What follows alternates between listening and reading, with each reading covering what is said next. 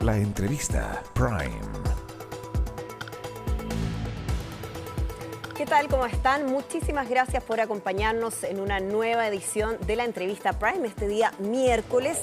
Y vamos a conversar de inmediato con nuestro entrevistado de hoy. Nos acompaña el expresidente de Colombia, Iván Duque. Señor Duque, ¿cómo está? Muchísimas gracias por esta conversación con Canal Mega Noticias Ahora.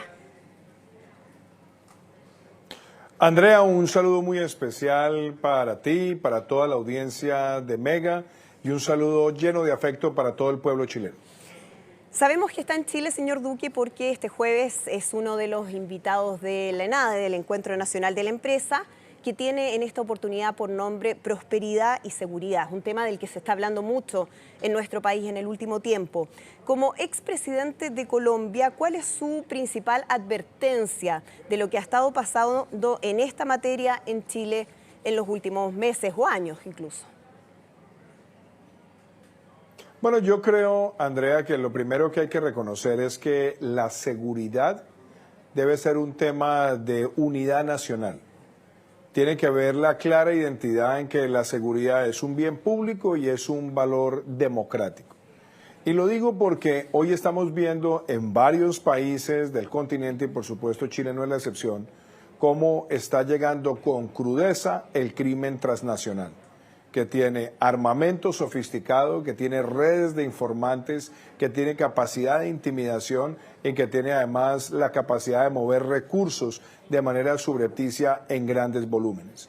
Entonces, frente a un fenómeno de criminalidad organizada, se necesita también toda la articulación del sistema de seguridad de los países, de tal manera que eso permita que todas las fuerzas tengan objetivos tácticos y estratégicos definidos, uniformes, compartiendo inteligencia, que se haga visible al delincuente, que se paguen recompensas, que haya redes nacionales de informantes, que se luche contra el lavado de activos y toda la cadena de suministro de recursos, lo cual demanda también un uso sofisticado de tecnología, que haya un endurecimiento de las normas y por supuesto también que tengamos mejores políticas migratorias para poder definir, monitorear y saber quiénes son los migrantes que hacen presencia en nuestro territorio. Vamos a profundizar en eso, pero quería preguntarle antes la situación de Chile, porque hasta hace algunos años Chile se considera más bien ajeno a delitos vinculados a crimen organizado, crimen transnacional organizado, a diferencia de lo que ocurría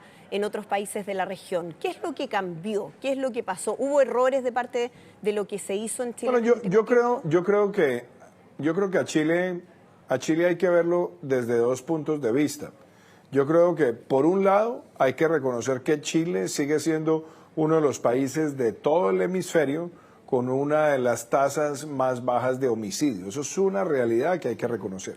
No obstante, cuando uno ve lo que ha pasado en los últimos 2 años, el crecimiento de la tasa de homicidios está empezando a ser exponencial. Porque pasar de niveles del 4, 5, a niveles que superan el 6, pues tienen que generar la suficiente alerta para poder enfrentar el fenómeno. Y claramente aquí hay una alianza de crimen transnacional, de narcotráfico, de microtráfico y también otra suerte de economías ilegales como el tráfico de personas, como el tráfico de armas. Entonces, ese fenómeno de sofisticación que está generando una percepción negativa de la ciudadanía, hay que enfrentarlo con contundencia, porque lo que yo he podido apreciar de otros países, cuando se empiezan a tener esos saltos exponenciales en la tasa de homicidios, de ahí a saltar a 2 dígitos no hace falta prácticamente nada. Así que hay que ponerle toda la atención, hay que enfrentarlo multidimensionalmente y algo que también se siente ya en las encuestas de opinión en Chile, que yo lo he recomendado en otros países, y es que toda la fuerza pública, fuerzas militares y de policía, tienen que trabajar con un propósito de enfrentar la criminalidad organizada. Si se mantienen esas separaciones, lo que termina ocurriendo es que hay un despilfarro de recursos, porque hay fuerzas que consumen muchos recursos, pero que no están participando en enfrentar a las amenazas que hoy se ciernen, porque se cree que como son de criminalidad organizada, no son de su competencia. Frente a la criminalidad organizada, todas las fuerzas tienen que obrar de manera mancomunada. Es decir, ¿era inevitable la llegada de grupos vinculados a crimen organizado transnacional a nuestro país o no? ¿Qué cree usted? De alguna manera es un fenómeno que ya se empezaba a sentir en Ecuador, se empezaba a sentir en Perú, se ha sentido en Chile, se ha sentido en Argentina, se ha sentido en Uruguay. Y obviamente hay países que nunca habían estado acostumbrados a enfrentar estos niveles de sofisticación criminal y por lo tanto el fenómeno se vuelve muchísimo más estruendoso, empieza a deteriorar rápidamente la percepción y también de alguna manera puede tomar por sorpresa la capacidad de respuesta de las distintas agencias de seguridad. Ahora, creo que Chile está en el momento indicado para enfrentar este fenómeno con total contundencia, porque como lo digo, sigue teniendo una tasa de homicidios por 100.000 habitantes que es baja en comparación con otros países del hemisferio, pero el crecimiento que se vio entre el 22, el 23 y lo que va a ocurrir el 24, pues debe prender las suficientes luces de alerta para no demorar más, buscar el trabajo articulado de todas las fuerzas y algo que es muy importante también, Andrea, hay que hacer visibles a los delincuentes, hay que tener redes de pagos de recompensa permanente y se requiere también una gran participación del comercio y de la ciudadanía para tener redes de informantes que ayuden a identificar a los cabecillas de esas estructuras ilegales. Estamos hablando de colaboración, usted lo ha mencionado, de cooperación entre las distintas instituciones al interior del país, pero también se requiere, cuando estamos hablando de crimen organizado transnacional, de la cooperación de las instituciones entre los distintos países. Eso ha venido ocurriendo y específicamente le quiero preguntar por la cooperación en términos de entrega de información entre Chile y Colombia. ¿Eso ha sido así o ha faltado cooperación en ese sentido? Bueno, ayer, por ejemplo, se dio una captura importante en Colombia de uno de los autores de un crimen que hace pocos días y semanas afectó también a este país. Y yo creo que el hecho de que Carabineros, que la Policía de Investigación haya trabajado con la Policía de Colombia, pues muestra que se hizo una acción rápida y que se hizo también utilizando los canales de Interpol. Ese es un ejemplo. Pero yo también quiero hablar de mi propia experiencia, Andrea. Yo recuerdo muchísimo el trabajo que adelantábamos con el presidente Piñera en su momento, donde nosotros estábamos compartiendo información, estábamos también entrenando personal chileno en Colombia, teníamos invitaciones también de los cuerpos de seguridad de Chile a miembros de la policía colombiana, de tal manera que se generara confianza, buen flujo de información y algo que es muy importante, hay que utilizar la tecnología para rastrear la manera en que los recursos de esa criminalidad organizada están llegando a nuestros países.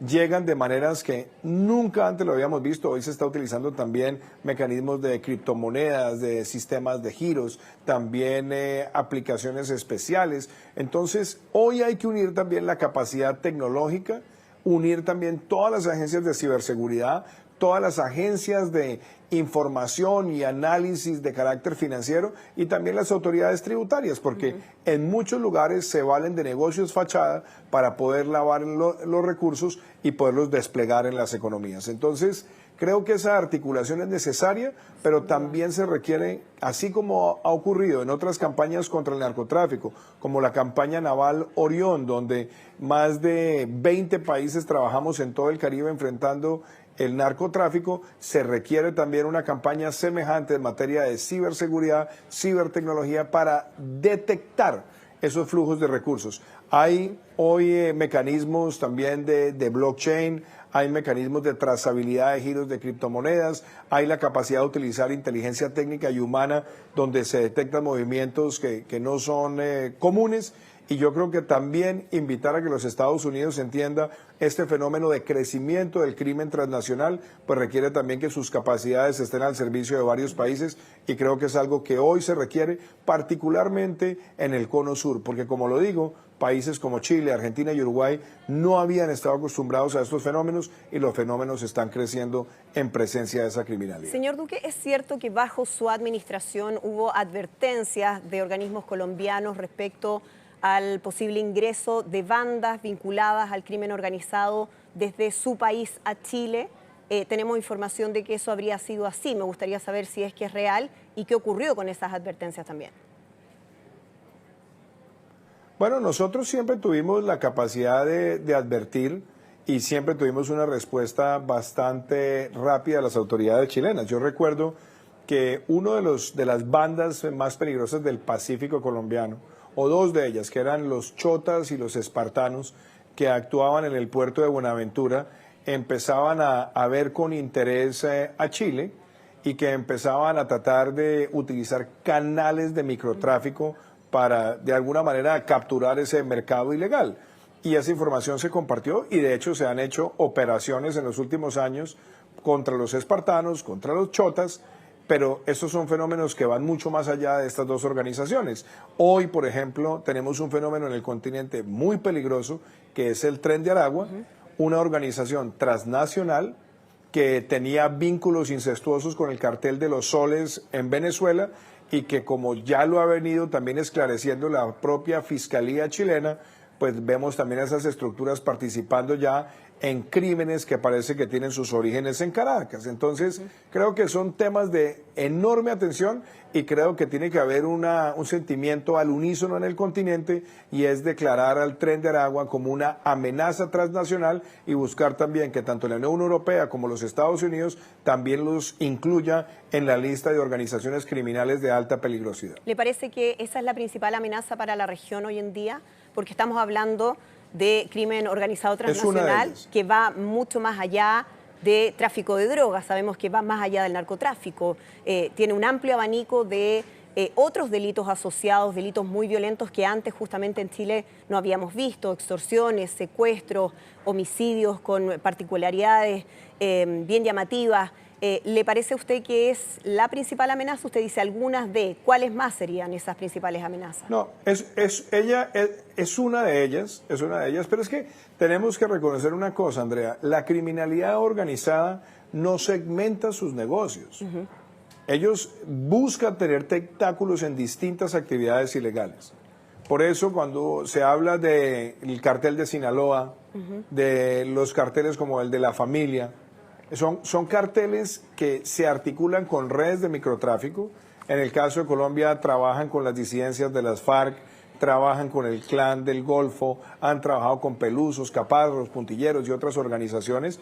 También lo han hecho con los chotas y los espartanos, lo han hecho con el Tren de Aragua, y entonces no solamente están detrás del tráfico de estupefacientes, también están del tráfico de personas, están detrás de migración ilegal, donde ellos empiezan a apoderar de redes de coyotes equivalentes en nuestras fronteras para que puedan entrar ilegalmente, cobrando además un peaje. Y fuera de eso, empiezan a crear estructuras de control territorial con redes de informantes, con personas que además buscan siempre jóvenes, los dotan de armas cortas, buscan que sean menores de edad para que sean más difíciles de ser judicializados, y de pronto terminan generando redes de extorsión o redes de secuestro express. Entonces, un nivel de sofisticación como el que tiene este crimen organizado transnacional requiere la mayor articulación de las fuerzas, el mejor uso de inteligencia, la mejor red de informantes, y algo también que es fundamental, que el aparato judicial también responda proporcionalmente, porque en muchos países, como se trata de menores reclutados por estas organizaciones, o que terminan siendo a veces procesados con debilidad de evidencia, se capturan, pero resultan en la calle a los pocos días. Entonces también se requiere la actualización de la normatividad para enfrentar este fenómeno. A propósito del Tren de Aragua, hace algunos días escuchábamos a Nicolás Maduro plantear que la culpa de la llegada del Tren de Aragua a Chile había sido del expresidente, fallecido presidente Sebastián Piñera. ¿Qué opinión le merece a usted esa declaración, esa acusación que hace Nicolás Maduro, y qué cree que hay detrás de esto? Pues yo creo, primero, como es usual en las declaraciones de Maduro, es una infamia, porque acusar a un demócrata, a una persona que veló en cada segundo de su vida por la seguridad de su país, de ser el responsable de la llegada del Tren de Aragua, pues es un despropósito. Aparte de infame, es una locura, y es propio de su condición casi que de orate, donde tiene habituado a todo el continente a todas sus pantomimas y todos los ataques que lanza contra distintos defensores de la democracia. Pero más allá de ese ataque, que como digo es absurdo e infame, lo cierto es que el régimen de Nicolás Maduro quiere negar la existencia del Tren de Aragua y tratar de negar los vínculos del Tren de Aragua con el cartel de los soles. El Tren de Aragua manejaba todas las operaciones de microtráfico en territorio venezolano que respondían al cartel de los soles. Hay denuncias de medios de comunicación en Colombia que muestran que el Tren de Aragua tenía la capacidad de compartir información de inteligencia con autoridades venezolanas. Vemos las investigaciones que han resultado por parte de la Fiscalía chilena en el caso Ojeda, y vemos también cómo en el Ecuador hay vínculos del Tren de Aragua con muchas de las estructuras del narcotráfico que estaban generando motines en las cárceles. Entonces, ese es un fenómeno que existe, que tiene vínculos con el cartel de Sinaloa, con el cartel de la familia, con los Zetas en México, que se ha aliado también con disidencias de las FARC en Colombia y que ahora se quiere ver a sí misma como una organización transnacional de alta peligrosidad, y por eso quieren empezar a influir en el cono sur. ¿Detrás de qué van? Del microtráfico. No necesariamente solo de cocaína y de estupefacientes tradicionales, también quieren empezar en las distribuciones de fentanilo o de tusi o de otras drogas que son altamente adictivas y profundamente letales para la juventud. ¿Y usted cree que el régimen de Nicolás Maduro puede utilizar al Tren de Aragua como una especie de brazo armado para llevar a cabo operaciones de carácter político? Usted mencionaba lo que ocurrió en Chile con el secuestro y homicidio del ex militar venezolano Ronald Ojeda, y la Fiscalía chilena, el fiscal que está investigando el caso, decía que primero esto era un hecho de carácter político ejecutado desde Caracas. ¿Usted cree que esto es algo que podría repetirse en otros países de la región? Pues primero que todo, de ese régimen puedo esperar cualquier cosa. Creo que las pesquisas que ha venido adelantando la Fiscalía chilena muestran que todos los caminos conducen a Caracas. Hay unos reportajes que salieron en la televisión colombiana también en días pasados donde muestran esa intención del gobierno dictatorial de Venezuela de utilizar al Tren de Aragua para capturar información de inteligencia a su servicio.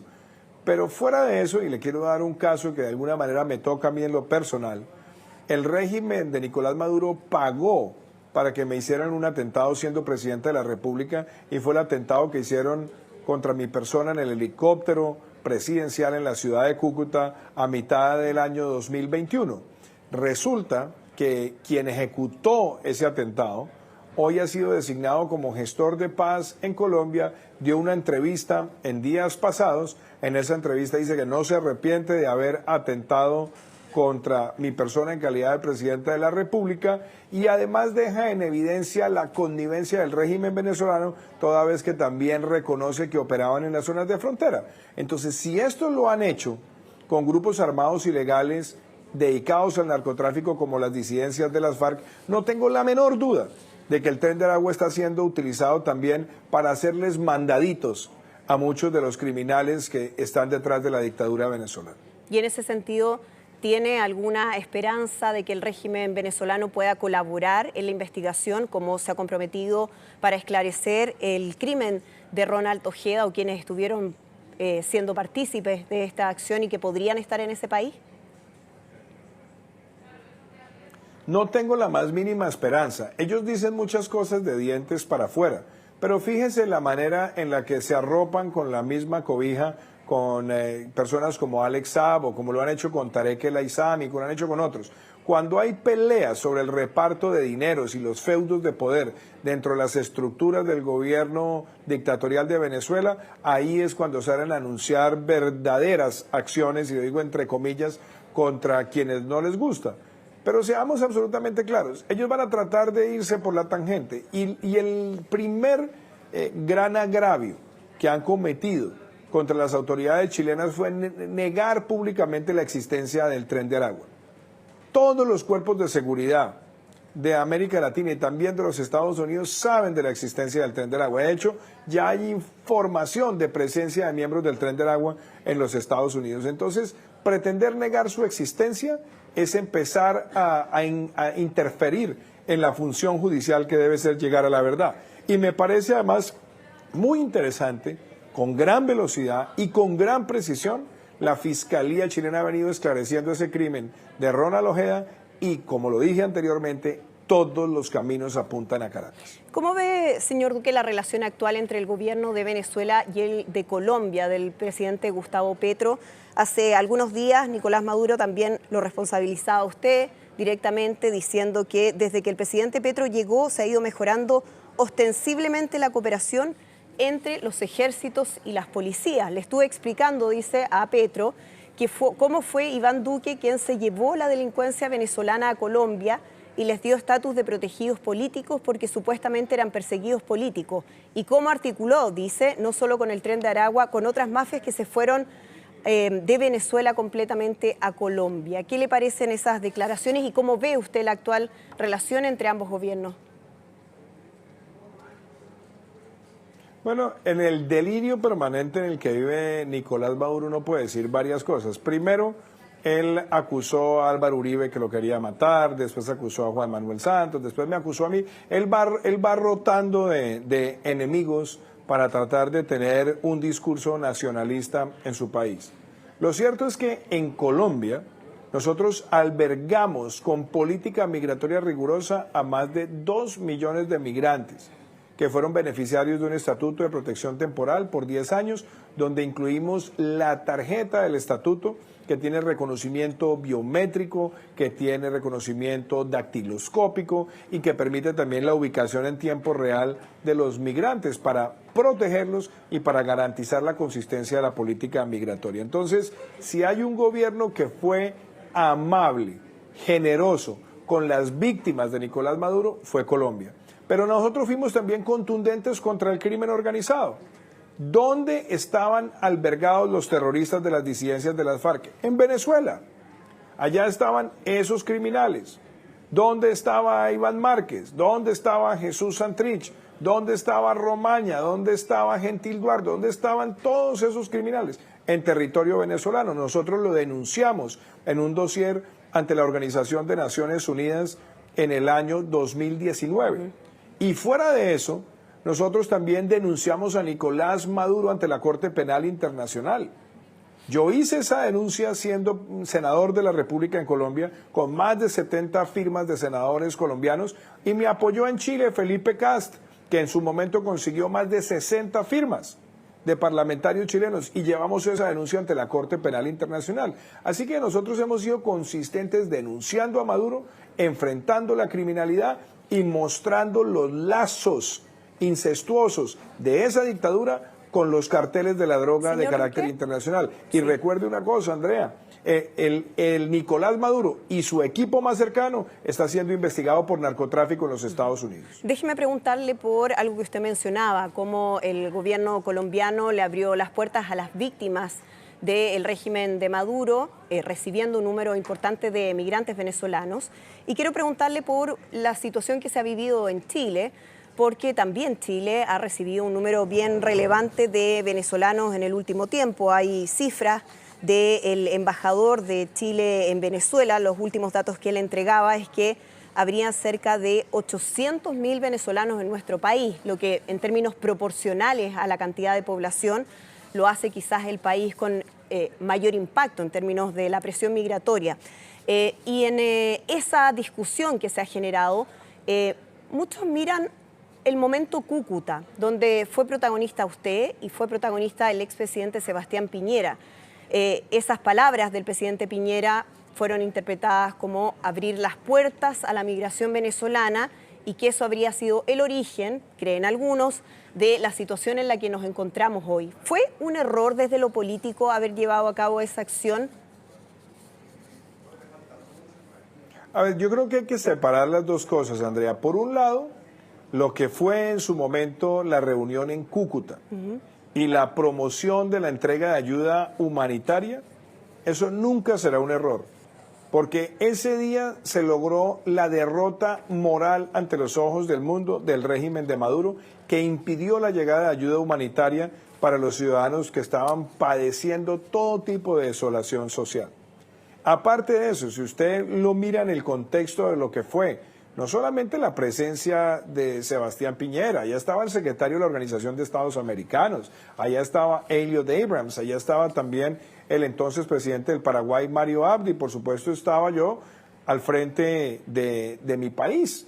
Y en ese momento lo que nosotros buscamos fue alertar al mundo sobre la tragedia humanitaria, y nosotros dijimos que teníamos que avanzar no solamente en el reconocimiento del gobierno interino, sino en ejercer toda la presión política y diplomática suficiente para que se empezara a abrir un camino hacia el retorno de la democracia. Ese fue el propósito. Ahora bien, con Piñera, con Duque, sin Piñera, sin Duque, sin el que ustedes quieran, el fenómeno migratorio era un fenómeno inatajable por la destrucción económica y social. Era además un fenómeno que estaba creciendo en cantidades alarmantes. Y lo que hicimos, no solamente en el marco de Prosur, lo que hicimos en la coordinación de muchas políticas fue tratar de que ese fenómeno fuera manejado con el mejor protocolo humanitario posible. Por eso, Colombia, que recibió en tamaño o en número, perdón, de migrantes, el más grande, nosotros avanzamos con una serie de políticas que fueron reconocidas a nivel internacional. Y por otro lado, tanto en Ecuador como en Chile, más o menos significa un poco más del 4% de la población el flujo migratorio, lo cual como porcentaje de la población es un desafío enorme. Pero ¿qué se puede hacer frente a ese fenómeno?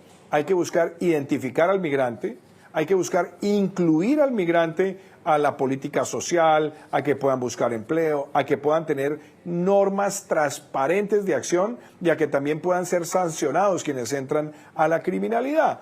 Porque si eso no se hace, hay información incompleta, hay una situación de exclusión que detona también la tentación de muchos de ellos de caer en grupos de criminalidad organizada.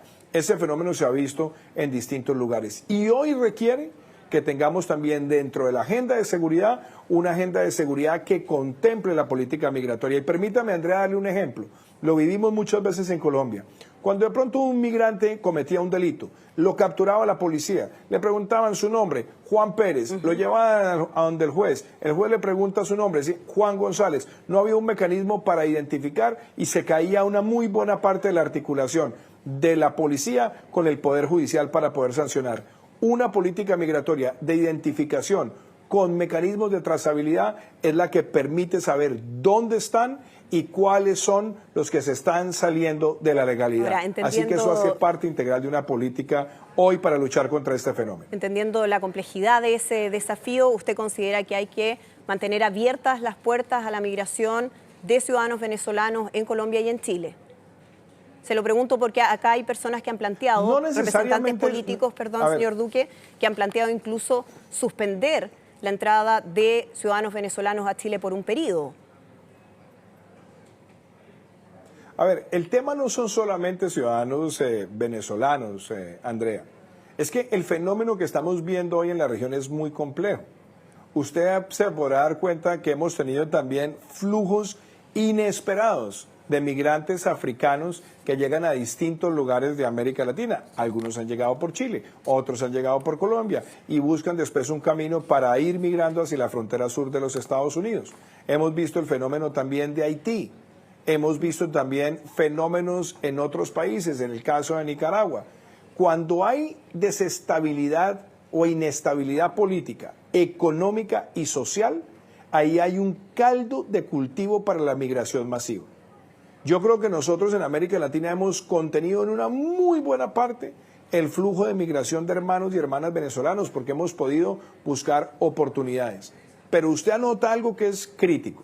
Si el próximo 28 de julio, una vez más, Nicolás Maduro se roba las elecciones, contrario a lo que mucha gente piensa, de que no viene un nuevo flujo migratorio, se lo puedo decir aquí en cámaras y sin pelos en la lengua. Se va a venir un flujo de migrantes de todos aquellos que habrán perdido la esperanza, que es el flujo más grande que ocurre en distintos países del mundo. Y creo que la región no está preparada para eso y se requiere una articulación hemisférica, no solamente de Colombia, no solamente de Chile, de todo el hemisferio, incluyendo a los Estados Unidos, porque será un fenómeno muy difícil de contener.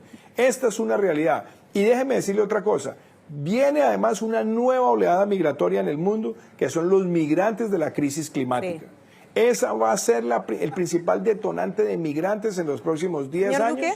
Y yo creo que el mundo poca atención le está prestando a ese fenómeno y se necesita política migratoria de inclusión, de seguridad y de monitoreo. Ya que usted menciona las próximas elecciones en Venezuela, ¿usted tiene alguna esperanza de que pueda llevarse a cabo un proceso eleccionario que garantice transparencia y democracia en Venezuela?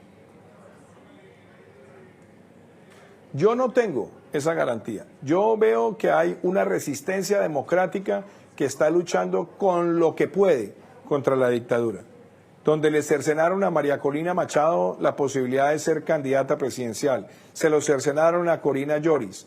Hoy hay un candidato que recoge el sentimiento de la resistencia democrática, pero claramente lo que se está incubando para el 28 de julio es una vez más una usurpación del poder legítimo del pueblo al que no le dejan pronunciarse en las urnas. Y creo también que la reimposición de sanciones y que acorralar totalmente al régimen, no reconociendo ese proceso por parte de la comunidad internacional, es fundamental, porque hoy claramente lo que Maduro está preparando es robarse nuevamente las elecciones, pero como él ha llamado a un proceso, entre comillas, democrático, lo que quiere es ser revestido de legitimidad para quedarse en el poder. Y creo también que la noticia de que la Corte Penal Internacional va a abrir la oficina en Caracas es otra señal de que la comunidad internacional quiere ser contundente si es que él decide usurparle nuevamente el poder al pueblo venezolano. A propósito de la acción de los gobiernos de la región, ¿usted ve que hay una coordinación? ¿Quién está asumiendo el liderazgo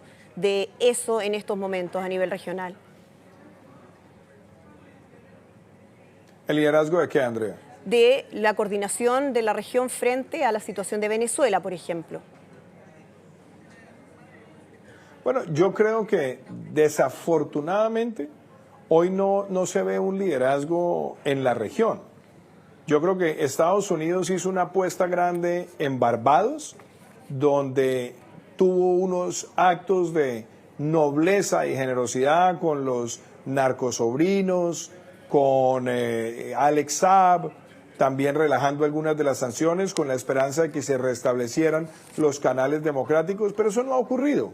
Es más, ha ocurrido todo lo contrario, y por eso Estados Unidos ha tenido que salir a reimponer sanciones. Entonces creo que hubo, a mi modo de ver, un exceso de confianza en creer que el dictador se iba a comportar de manera distinta. Él está repitiendo la misma partitura que han utilizado en distintas ocasiones y la está utilizando para quedarse en el poder. Por eso le cercenó a María Corina Machado la posibilidad de representar a la resistencia democrática. Y hablo de resistencia democrática, Andrea, porque no se puede hablar de oposición, porque allá no hay reglas claras democráticas. Tanto no las hay que María Corina Machado tuvo que organizar con toda la resistencia democrática el mecanismo de conteo, el mecanismo electoral para poder validar esa victoria estruendosa que tuvo, que después se la usurparon no permitiéndole participar en la elección. Entonces creo que hoy no hay un país de la región que realmente esté ejerciendo el liderazgo para poner contra las cuerdas al régimen dictatorial. Hay algunas propuestas de Luis Ignacio Lula da Silva, hay algunas a ratos de algunos de los países vecinos, pero lo cierto es que hoy no hay una voz contundente de la región diciéndole a Maduro: si no le permite a María Corina Machado participar en el proceso electoral, no se puede hablar de legitimidad. Iván Duque, expresidente de Colombia, muchísimas gracias por acompañarnos hoy en la entrevista Prime. Gracias por su tiempo. Andrea, muchísimas gracias y de nuevo un saludo muy especial para Mega Noticias y un saludo también muy especial con inmenso afecto a todo el pueblo chileno. Muchísimas gracias. Nosotros nos comenzamos ya a despedir de esta edición de la entrevista Prime y los dejamos por supuesto invitados a continuar con más información.